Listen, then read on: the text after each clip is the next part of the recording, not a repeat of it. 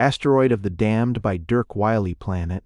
Story summer 1942. Somewhere on that asteroid of sin lurked the crime king of the universe. "Sorry, son," MacCauley said with the barrel scrapings of his patience. "I said no and I meant it. I haven't got anything to give you. Now please stop waggling at me and go." The excited glitter of the Palladian's luminiferous eyes died dispiritedly. MacCauley turned his back on the slight-bodied asteroid and rapped his thumbnail against his drained glass. The bartender, a heavy and humorous man, expertly refilled Mac's glass with oily, musky, milk-white synthetic liquor and said, "This kitty bothering you? Scat you, or I'll see that you never get into this place again." Mac shrugged as he watched the stripling strain to catch the bartender's meaning by reading his lips, then mournfully disappear. "No more than they all do," he answered. "What's the matter with them anyhow? They're positively nutty on the subject of money." The bartender shook his head and snatched a quick drag on a smoldering cigar stub. Replacing it on a ledge, he said, "Not money so much. You couldn't bribe a kitty with a certified check for a couple of $1 billion. They're not bright, exactly. They don't regard paper as worth anything. It's metal they want if it happens to be precious. That's all right, but any kind of metal will do. What they're really crazy about, of course, is silver and copper. They'll do just about anything for it, including murder and treason." Mac, listening too intently, gulped a bit more of his drink than even his spaceman's gullet could take. When the red-hot lava stopped strangling him, and he could see once more through the streaming fountains that had been his eyes, he managed to choke out, "What do they want it for? Do they eat it?" The bartender laughed. "Nah, they don't really eat anything. They drink some kind of stuff they find in the rocks, like they used to find petroleum on Earth. Radioactive. This stuff that's all they need to live on. They don't breathe at all. You can see that. They don't even have a mouth or a real nose, just a sort of trunk that they drink through." "Wait a minute. Be back." The bartender rolled away. A couple of new customers had come into his side of the bar and were demanding attention. Mac sighed and glanced at his watch. But the bartender was back and ready for more talk before Mac had made up his mind to leave. The bartender wanted to talk because this was a dull night in the cafe attached to Pallas's largest gambling room. For the same reason, MacCauley wanted to leave. He was here on business, however. He might need to know something about the natives of Pallas for his business. And he really was shockingly uninformed about the creatures who inhabited the Freeport asteroid. Other than that, they were called kitties, looked like 7-year-old earthly children, and didn't breathe. He really knew nothing. "Then what do they do with this metal if they don't eat it?" he asked. The bartender shrugged. "They probably know, but they're too dopey to be able to tell you. I asked one of them once. He wrote out an answer, the way they always do when they want to tell you something. Seems they generate electricity in their bodies. A Palladian's idea of a real good time is to take a hunk of pure copper and hold it in his hands. The current runs from one hand to the other. They are like that. This one claimed that each metal gave them a different kind of thrill." "All right if you like," MacCauley said absently. "Me, I'll take my jolts out of a bottle." Was that an order for another drink? The bottle was already in the fat man's hands. MacCauley nodded and glanced again at the time. He swallowed the poisonous liquor as fast as he could manage, then took one last quick look around the bar to make sure. Yep, he was wasting time here. The place was practically empty. He paid his check in Earth American dollars and passed on to the main game room. Like everything else in Pallas, it was completely underground with a purely artificial atmosphere. Artificial, in fact, was the word for Pallas. Everything about it was synthetic. There wasn't a figment of reality to be found in it. All that Pallas had to offer visitors was freedom from most of the more pressing laws of the more civilized and larger worlds. That, and the kiddies. The peculiar race that had been found on the small asteroid when the first space explorers got there. Everything that Pallas had, It owed to the fact that, in essence, it had nothing. No minerals worth the cost of extraction, no agriculture, no science, no artifacts, no history. It was so totally useless that the major worlds of the system had declared, "Hands off!" And to that fact, Pallas owed the liberality of laws that made it a refuge for fugitives from the tri-planet justice, as well as a planet-sized gambling den. MacCauley curled the tip of his nose when he got a whiff of the atmosphere. It had been bad enough in the bar, thin, moist air representing a compromise between the atmospheres of Earth, Mars, and Venus. Enjoyable to the members of none of the races from those planets, but just barely breathable to all. That atmosphere, even when pure, was obnoxious, and here in the densely packed main hall, it was really foul. There was something about Venusians, Mac decided, that he didn't like. It wasn't their fault, of course, that they had evolved in a wet climate, and had distinct auras of unearthly beau in consequence of their need to perspire. But it wasn't his fault either, and he didn't see why he should suffer for it. Mentally holding his nostrils, he waded into the reek and halted by a magneto-roulette table. A casual observer, MacCauley hoped, would think he was engrossed in watching the game. Actually, he was carefully scrutinizing each of the score of players and spectators at the table. Somewhere in his motley mob, made of the dwellers of a half-dozen planets, there might be a cool, level-headed, thoroughly dangerous man, the brains of the syndicate that was flooding Earth and Venus with narcophene. That drug was the most formidable in the history of narcotics. You chewed it if you were insane or ignorant, and you felt nothing but a pleasant coolness on your tongue. There weren't any mad hallucinations of grandeur. You never lost consciousness of what you were doing or who you were. Just, without your consciously realizing it, you felt better all around. Things that should have worried you sick seemed trivial. You could laugh at the specter of sickness or agony or anything, however fearsome, that endangered or injured you. The drug had a certain medical value. It was used to prevent total insanity in persons suffering from utterly incurable and horribly painful diseases. For with them, it didn't matter that the narcophene habit was permanent. Once acquired, they didn't have to fear the mental and moral and eventually physical collapse that was bound to come. They were as good as dead anyhow, but for others, and the man who had reorganized the once smashed industry of manufacturing and smuggling it was on Pallas now. That much the Home Office of Tri-Planet Law knew, and had told Mac. That was all their best operatives on the inner planets had been able to dig up, and from that point onward, nothing. Those who could have told more were addicts, and those who had tried to tell more were dead.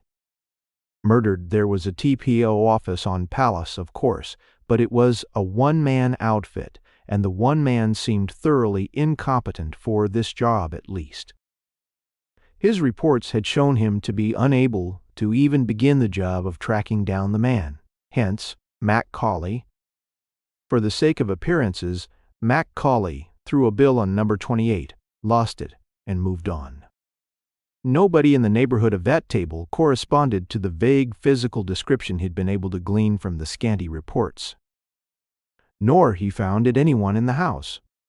That didn't prove anything, of course, except that the man Mac was after wasn't at this particular place at the time, or, naturally, that the description MacCauley'd been given was wrong from the ground up, but that wasn't a thing to think about.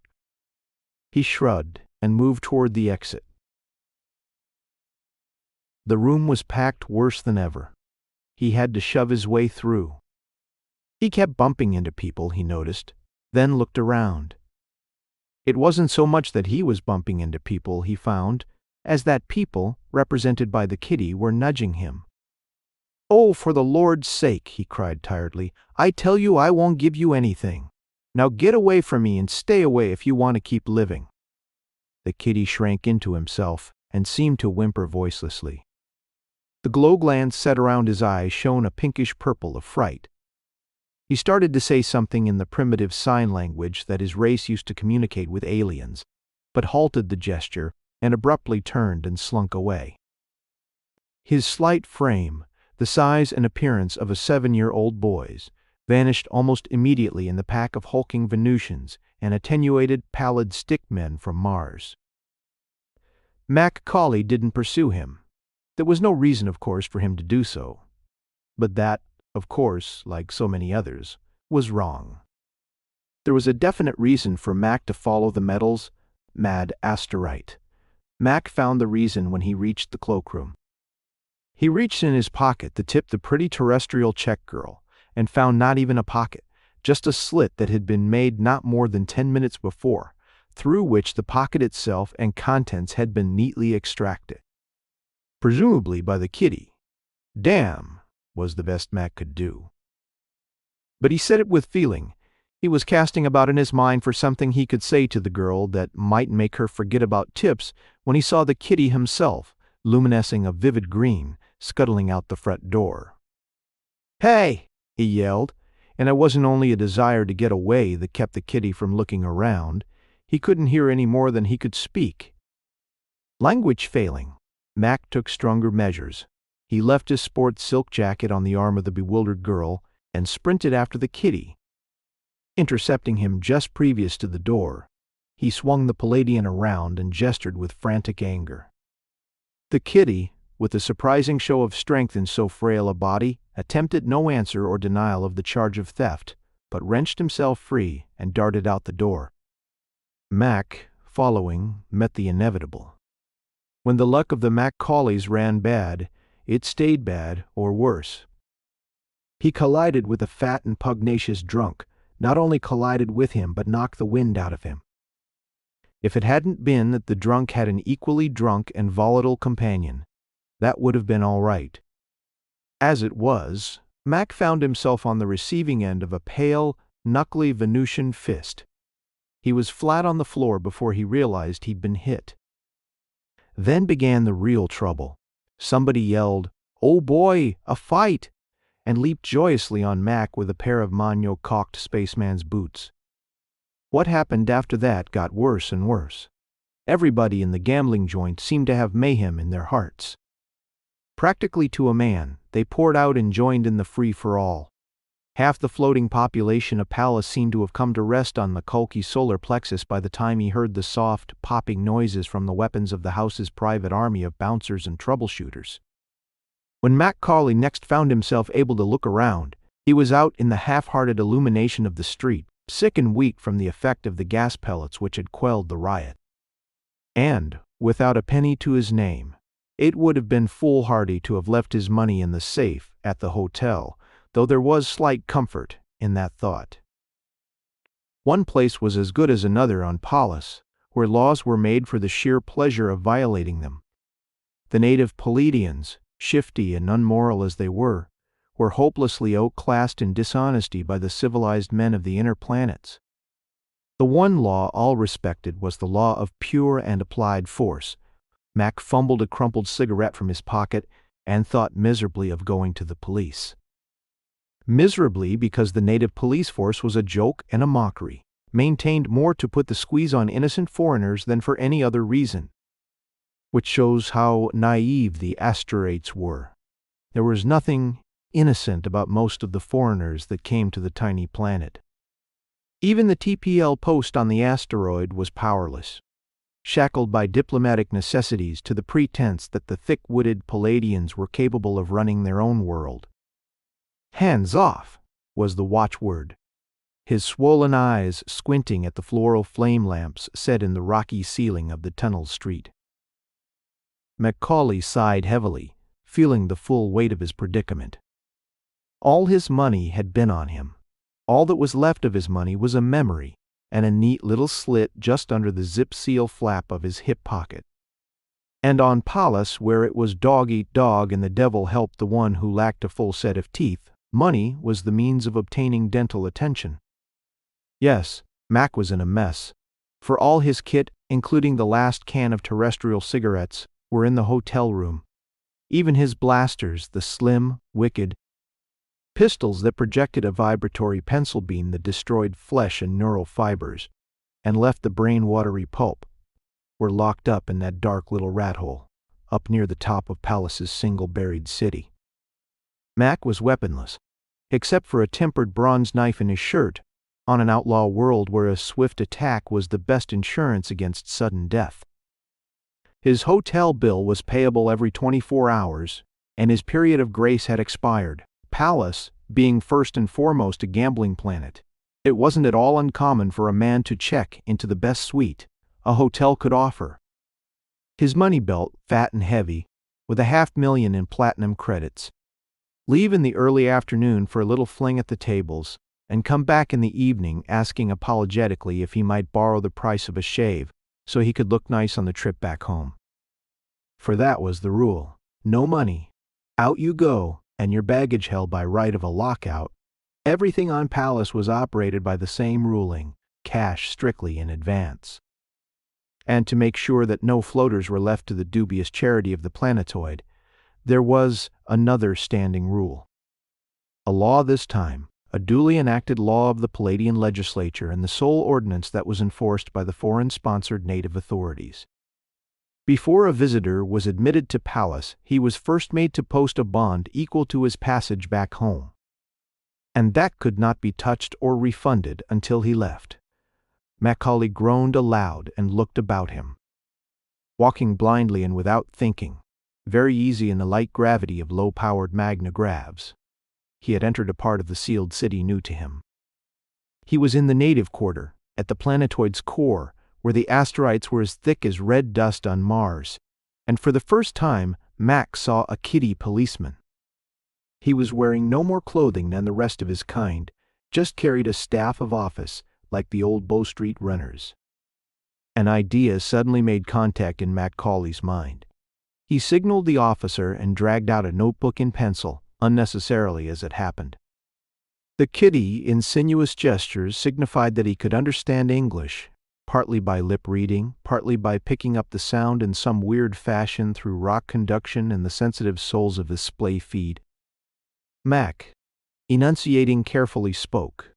"One of your people has robbed me. I want him arrested. Where do I go?"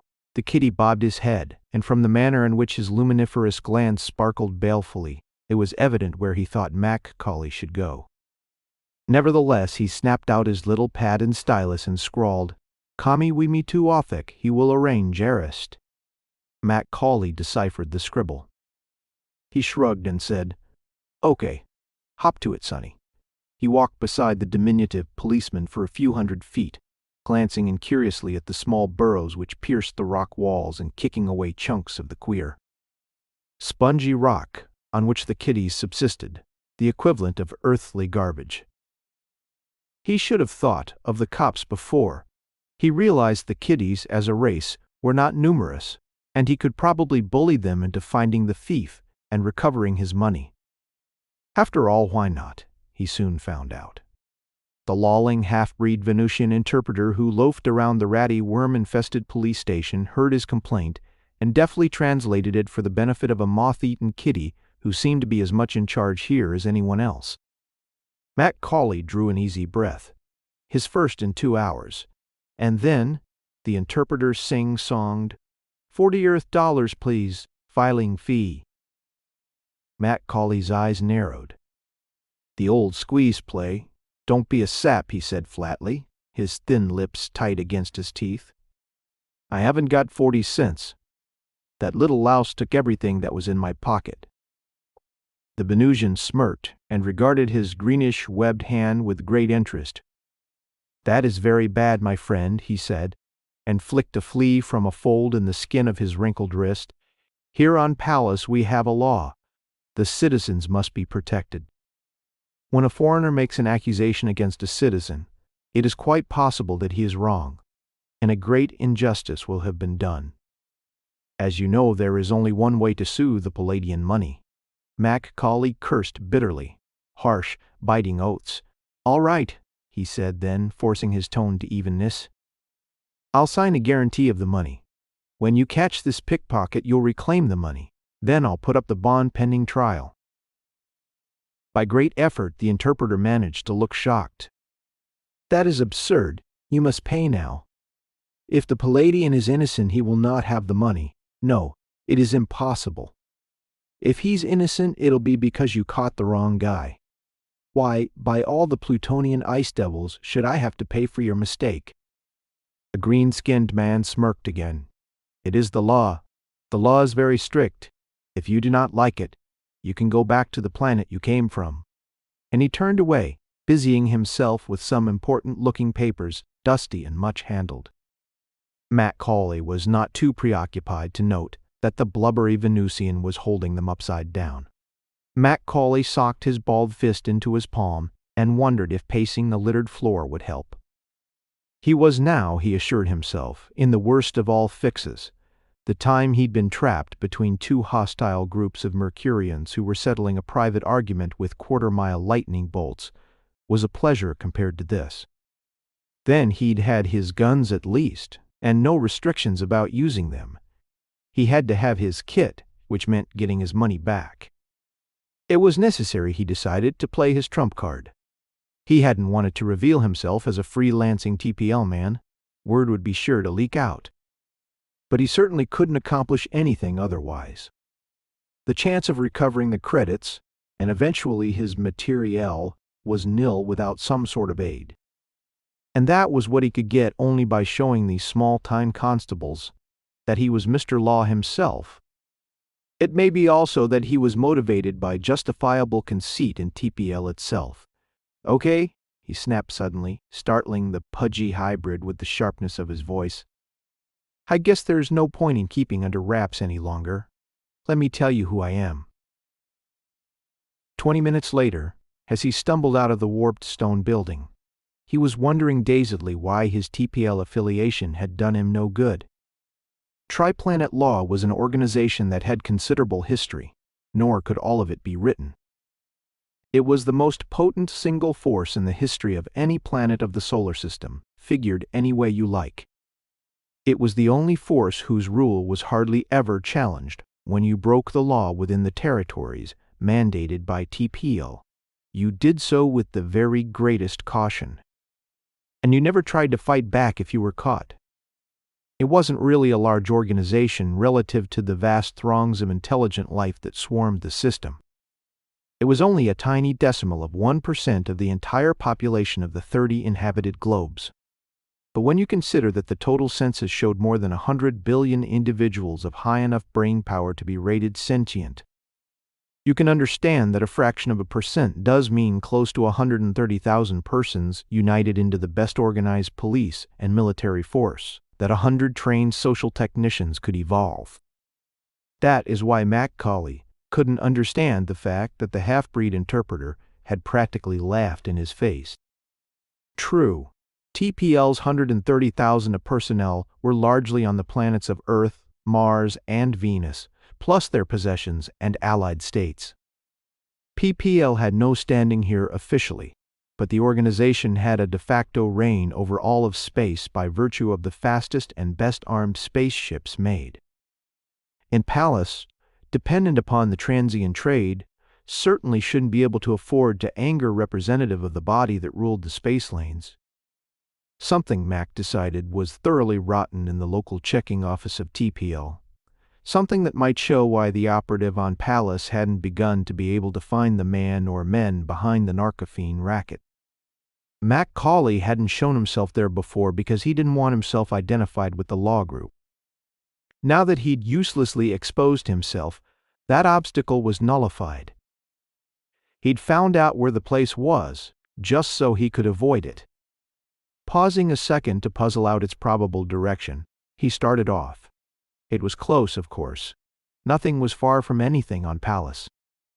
Within 5 minutes he was standing outside the building, rubbing his chin and deciding that he could stand a wash-up before going in.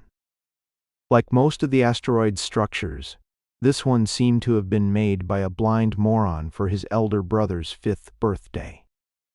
Stepping gingerly to avoid bringing the ceiling down about his ears, he made for the washroom. The kitty attendant was scrunched up in a corner, luminescing happily over a former airlock handle. "Hey," Max said uselessly. A wadded paper towel brought better results, and the kitty glanced up. Of course it had to be the kitty who lifted Mac's roll. The gods of chance saw to that. In a trice, Mac had backed the frightened kitty into a corner, looking rather threatening what with his grim expression and the bronze knife suddenly sprouting from his fist. He was fumbling for the gesture that would convey "gimme" to the asteroid when the interruption came. Having fun, Mac dropped the kitty and spun around automatically, reaching for a blaster that wasn't there. "Who the devil are you?" he snarled. The long terrestrial newcomer leaned gingerly on a soot-covered washstand and frowned.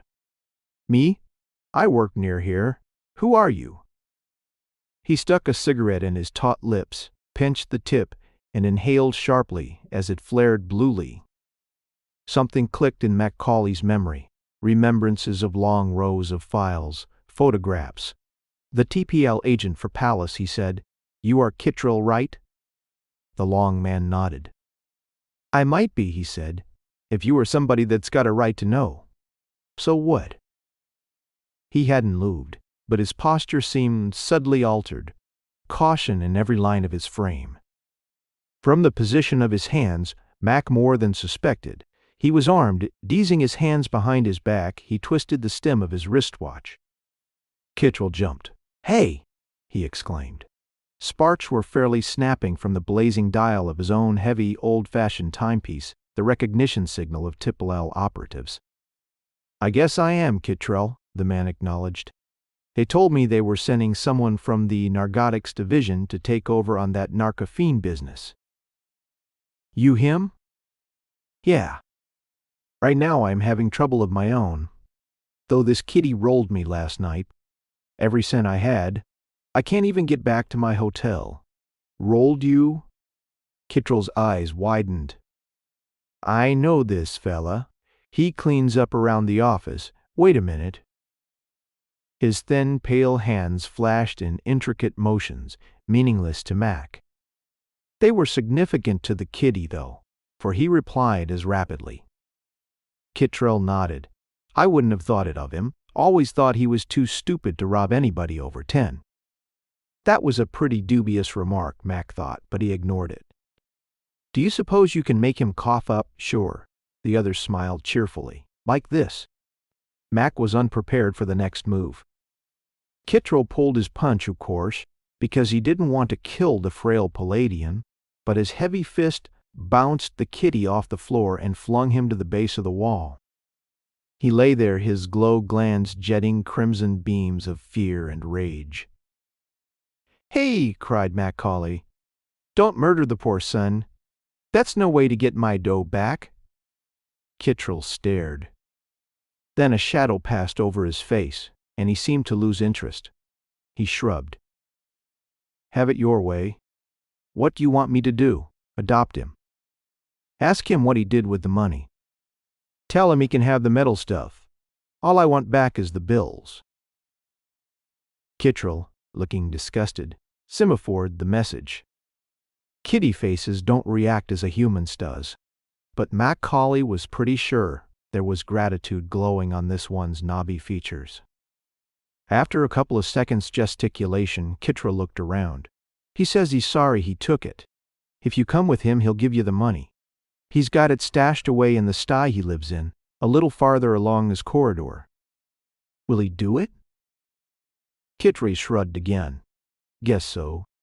Anyway, you are bigger than him, or don't you like rough stuff?"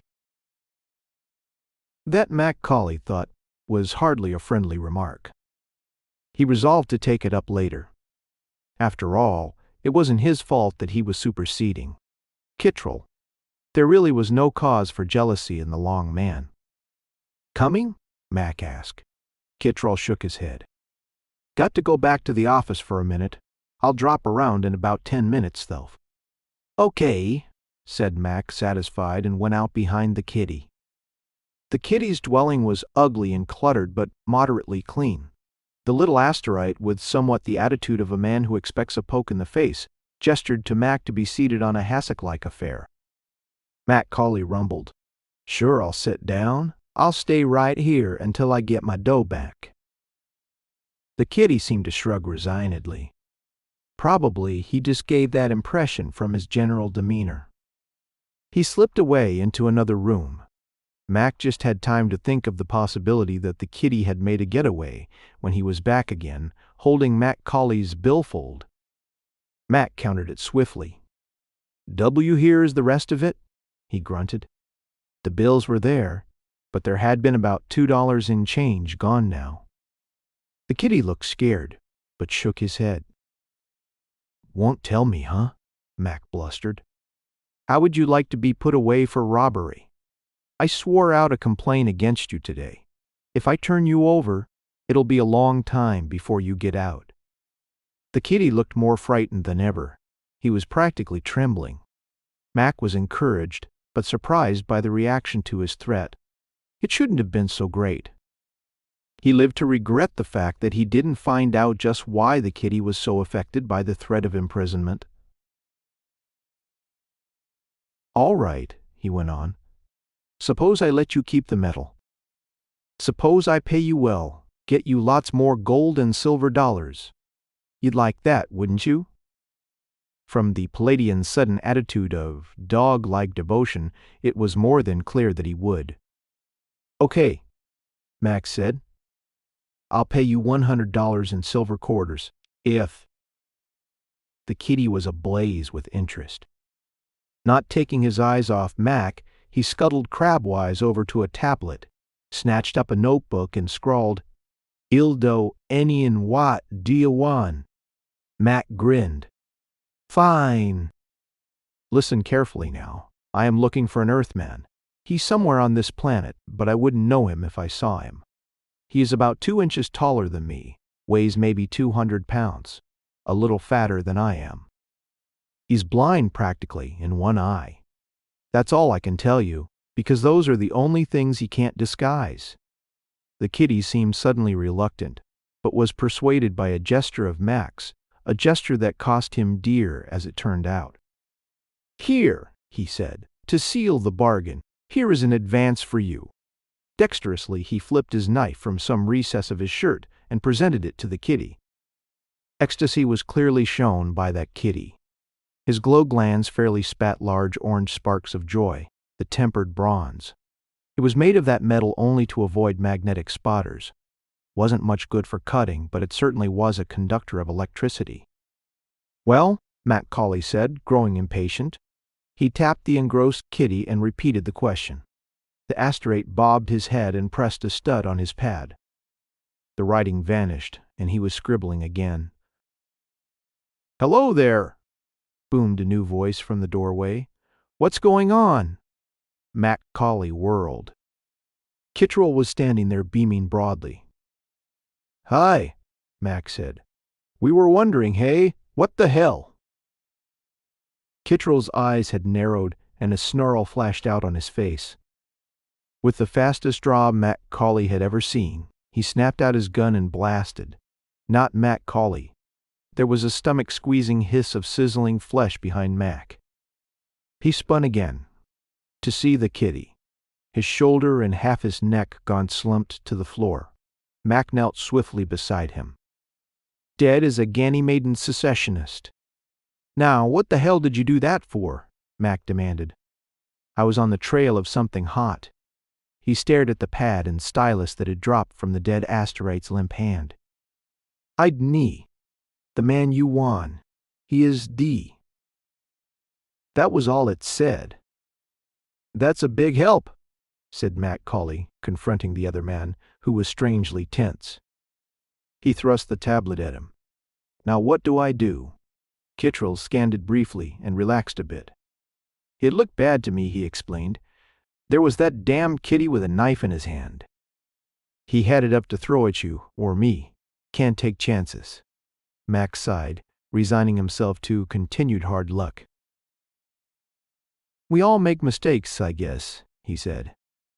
Then hardening, "But you've made your last boner on this case. From now on, stay the hell away from me.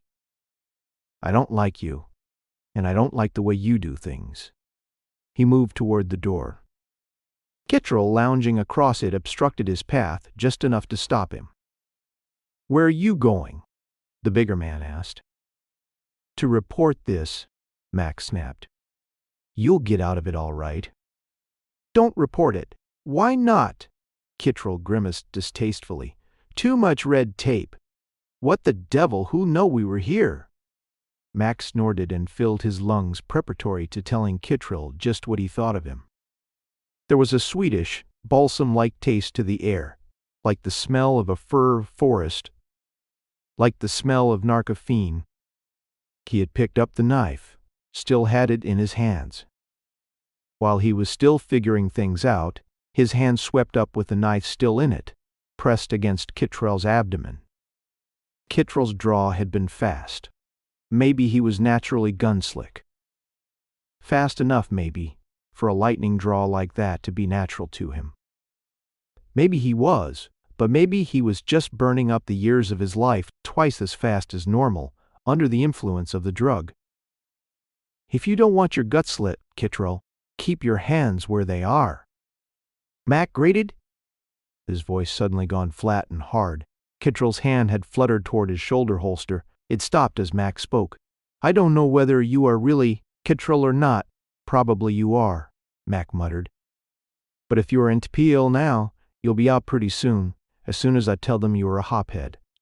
Kittrell's face had gone white. Other than that, there was no change as his bleak eyes bored steadily into MacCauley's. What are you talking about? He said evenly. Take that thing out of my stomach. Oh no. Mac shook his head decisively. You killed one of my witnesses. You'll take his place.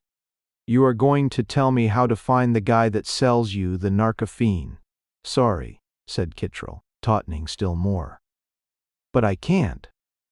At the last possible second, his eyes flicked behind and over Mac's shoulder. The thing that hit MacCauley on the back of the neck first didn't quite knock him out. He was stunned, but in the half-second before the next blow jolted him into complete darkness, he heard Kittrell conclude most casually. You see, I am the guy who sells the narcophene. A shiver rippled along Mac's spine, and another one. That was his first waking impression.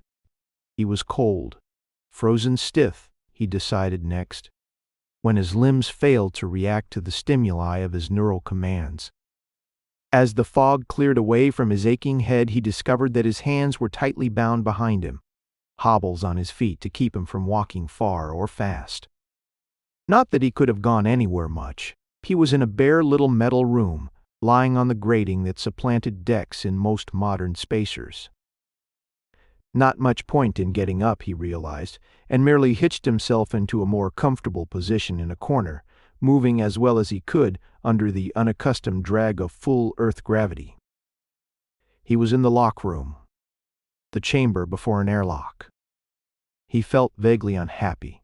Whatever was coming, he was sure he wouldn't like it. Behind him a heavy door eased open. Boots thumped hollowly on the grids, and a familiar voice sounded echoing from the bare metal walls. Hello, MacCauley. How's the head? Go to hell, Mac suggested. He craned his neck and stared full into Kittrell's face. There was a curious mixture of emotions there. Faint sorrow, an unpleasant sort of crooked leer, and an air of boredom. Each was visible. Kittrell shrugged. I guess you know what you are up against. Sure, MacCauley tried to shrug too, but succeeded only in tearing a patch of skin from his wrists where the wire bonds were tightest. You are going to shove me out. I'm afraid so. Believe me, I'd rather not. I think you are a good chap. Once I wanted to be like you, loyal to the service. They stuck me out here and made a desk clerk of me when I would have given my arm to do some real work. I got a good salary. There was prestige enough whenever I could get back to Boston and show off. It was a good job in a way, but there was nothing to do. Then I intercepted a load of narcophene. Like everybody else, I thought I could beat it. I didn't. I tried it and couldn't stop. He stopped abruptly and scanned MacCauley's face through narrowed eyes. You see how it is? He questioned. MacCauley tried to stall for time, tensing his chest muscles against the bruises. He said, Give me a cigarette, Kittrell. That's the usual privilege of the condemned man.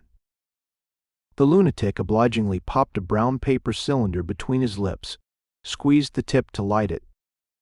Mac suddenly heard more footsteps, lighter ones, but many of them. "What's that?" "Just my kiddies," the dope peddler explained, as a dozen of them trotted into the room and ranged themselves immobile along the walls. They'd never seen an air breather. That's you in empty space. And they don't believe it will be fatal. You don't mind if they watch, do you? Mac could hold it in no longer.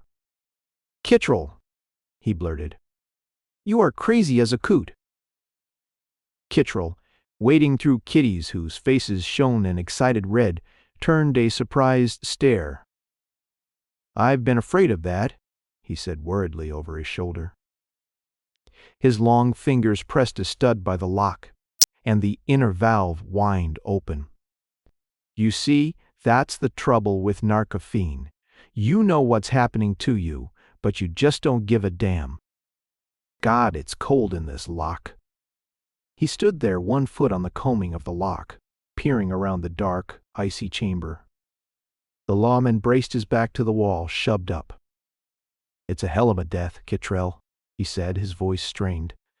Kittrell replied dreamily, "Is it?" "I don't know. It isn't bad. It's clean, at least, and the worms don't get you." Absently, he fended off the crew of impatient, crowding kiddies. He stared silently into nothingness. For a long minute, MacCauley found he could reach his pocket, and his heart tried to impale itself on his palate. Eagerly he tore more flesh from his raw wrists, strained his fingers to plumb the depths of the pocket. A weapon, anything, and his fingers found nothing. He remembered that this was the pocket the dead Asteroid had picked. Nothing there but a slit. On the automatic return trip, his fingers, numbed by disheartenment, sent a message to his brain, a message of cold. He disregarded it for a split second. Then, just as Kittrell was opening his mouth to speak, the correct interpretation of that coolness penetrated Mac's consciousness. Desperately, he fumbled at the thing that was woven to his broad belt, wrenched at it with every atom of strength at his command. It came free. He twisted suddenly, and something metallic jingled musically in the far corner of the lock, sending vibrations through the grid flooring to be picked up by the Palladians. The jingle of metal, and the kiddies loved metal insanely. "Money!" roared MacCauley. "And money! In the lock copper metal! Go get it!" Kittrell vanished, washed into the airlock by an overflowing wave of Palladians. Hands fumbling desperately behind him for the control switch. Where was it? Mac cursed his stiff, ineffectual fingers and his inability to see behind his back. He touched a switch. No, not that one, and another jabbed at it. Motors hummed softly. The scrambling noise died away as the inner door swung shut so slowly.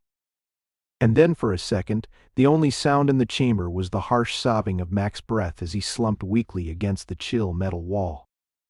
Until that semi-silence was broken by the descending siren's scream of the outer door's opening, abruptly terminating in a whoosh as the last molecules of air tore into the vacuum without, dragging with irresistible force at the chunks of matter, living and dead, that tried to obstruct its passage. And that's the story. MacCauley turned away from the recorder. "Here is the notebook I found among Kittrell's things." He flipped a thin black pad at the Major. "I think you'll be able to break the code easily enough, as there are enough names known for you to work on. It seems to include his whole organization."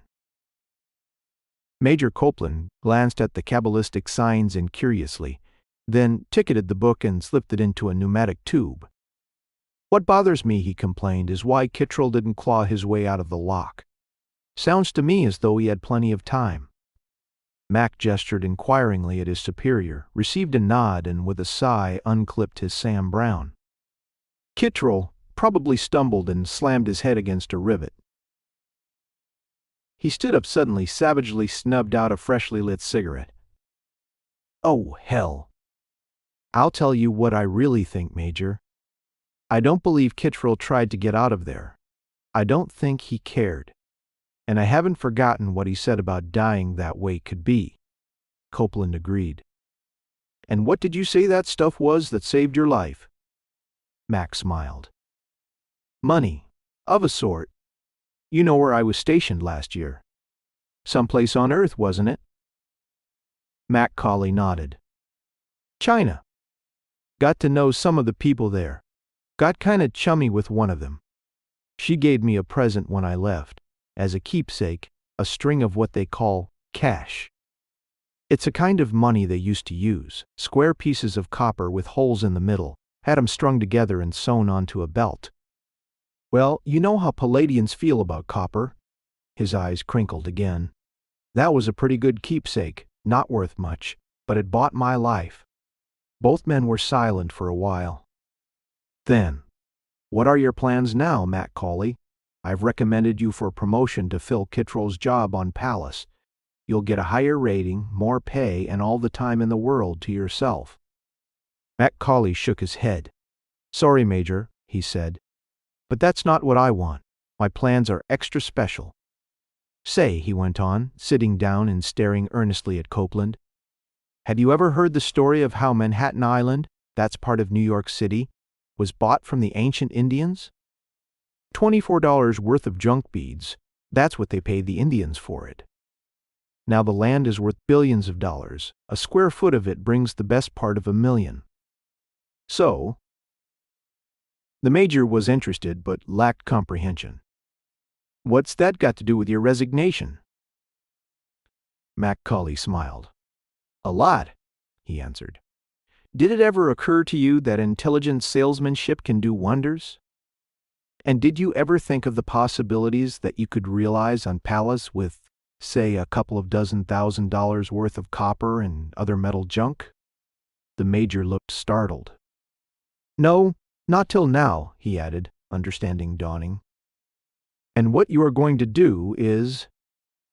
What I am going to do, MacCauley beamed, is convert reward money into junk. And then, Major, I'll begin to convert the junk into a kingdom. I am going to buy up a world, a wide-open world, with a boatload of scrap metal. End of Asteroid of the Damned by Dirk Wylie.